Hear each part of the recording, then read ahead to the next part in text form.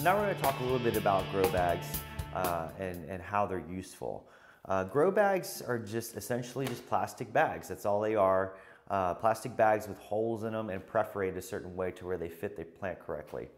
When you're actually growing with grow bags, you want to make sure that whatever medium you're using, that you pack it down in tight in the bottom.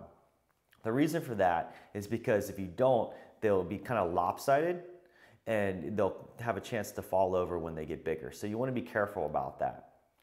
The second thing is that grow bags, I mean, they're moldable, they move around just like fabric pots. So you can actually stack a lot of them next to each other and do a nice sea of green without worrying about them, you know, or not worrying about space. I mean, the space required, obviously you're gonna need a certain amount, but with grow bags, it's easier instead of just pots.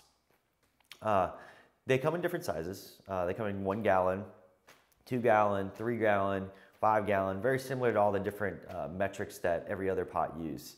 But they're pretty useful. Another great thing about them is that you can store them really easily. Once you're done with them, they're easily stored, once again, in a bag or a trash can or something like that. You can just easily store them. They're easily cleanable too, because you can turn them inside out, you can soak them, you can wipe them down, you can get them really clean and really useful. So they're reusable all the time, constantly you can reuse them. Using grow bags, I wouldn't necessarily absolutely recommend it, you know, I mean, unless you're, you know, fond of these things. I personally like other types of pots and containers, but these ones work really well for beginners and they're cheap. That's another great thing too. They're really cheap. They're not that expensive. You can get a stack of like 50 of them for a really good price at most hydro stores. But having grow bags are very useful when you run out of pots. Like, it's always good to go and grab a bag of grow bags if you happen to run out of pots and you're trying to plant a bunch of plants.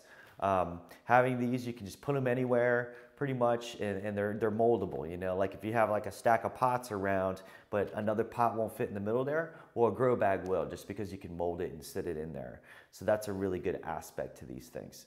So some of the pros and cons, like I said, so the pros are the fact that, you know, they're storable easily.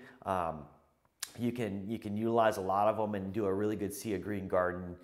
You can actually take them and clean them really easily. I mean, you can turn them inside out and clean them really easily. The bad part about these things is that they're plastic. They don't really let the roots breathe that much like fabric pots do. So they don't really serve that purpose as much, I think. And you always have to pack it down in order to make it to where it won't be all lopsided when it's bigger. And they're hard for transplanting too, actually. I mean, if you pull them out, a lot of times that'll crumble the bottom as opposed to like a plastic pot where it kind of like molds it and forms it and shapes it. Grow bags, try to pull the plant out and it'll just crumble. So that's a little bit more difficult too. Other than that, I think grow bags are pretty good. So that concludes our chapter for grow bags.